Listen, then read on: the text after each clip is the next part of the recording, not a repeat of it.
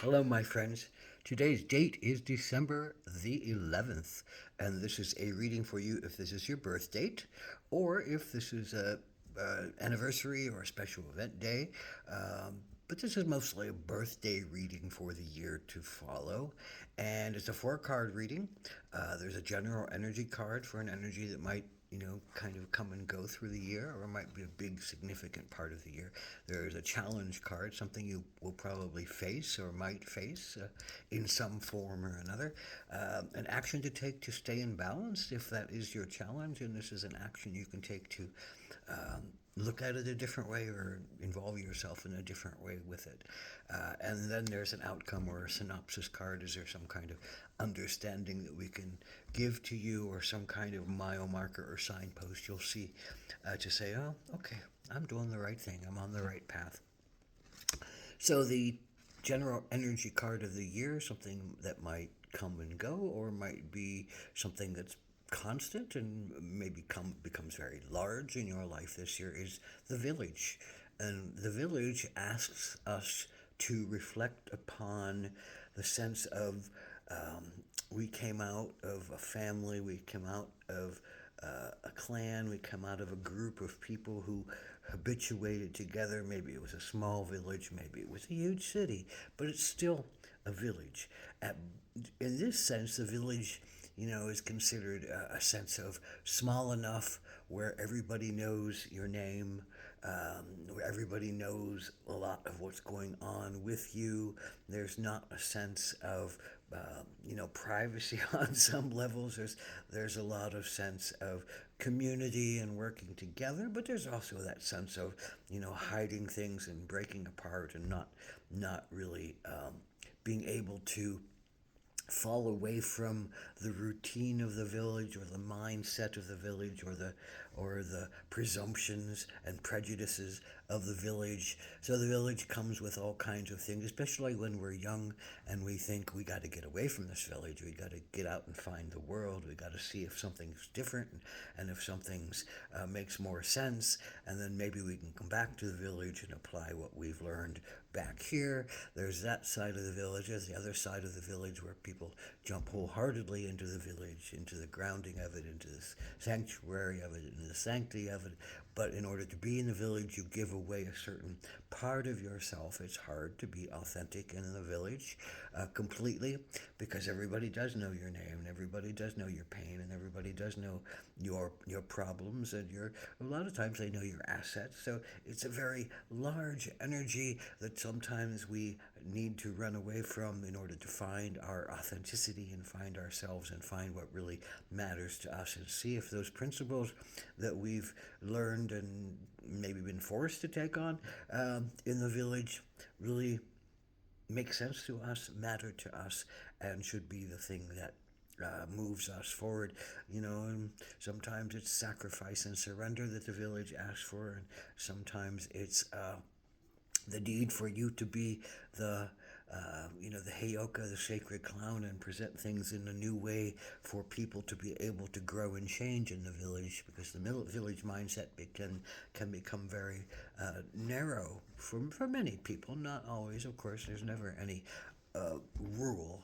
There's always, exemptions and asterisks of exemplar that come through this. So, what's your particular challenge with the village as the general energy card is the Queen of Wands? Well, the Queen of Wands generally, and remember this is the challenge. So the unchallenged part of the Queen of Wands is that this person knows a lot about how to inspire themselves, how to use their will and their passion and their fire to move forward, to find, to chart courses, to lead people by example, to know when to give the right information and understanding to people to help them move along with you, and bring them together and join them to some kind of sense of cause or purpose. It's a courage person. It's a leadership position. It's an inspiring position. It's often, because it's the queen.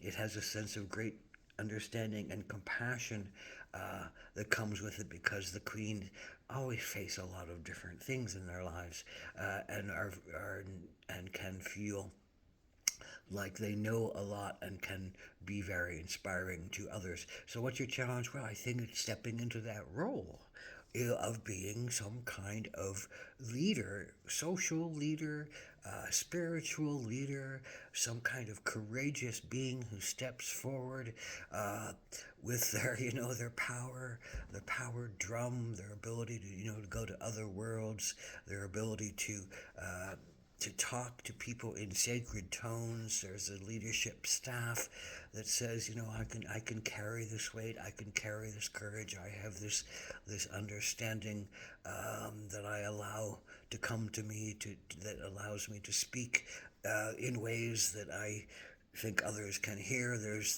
the mountain lion behind the courage of the mountain lion, the intuition of the mountain lion, the sacred, stealth of the mountain lion, and also the understanding of how energy needs to be understood and not depleted. Energy needs to be kind of brought to awareness with of what you put out is what you often get back. If you burn yourself out, you die early, or you have a lot more pain. Or if you don't use your fire and use your energy, then your apathy kicks in, and you fall back into yourself, and often a sense of depression. So these are the challenges that might be coming through here: a sense of depression, a sense of not feeling like you have the courage to step forward, a sense of not feeling like you have the leadership abilities, even though you've gone through a lot and you already know how to lead people.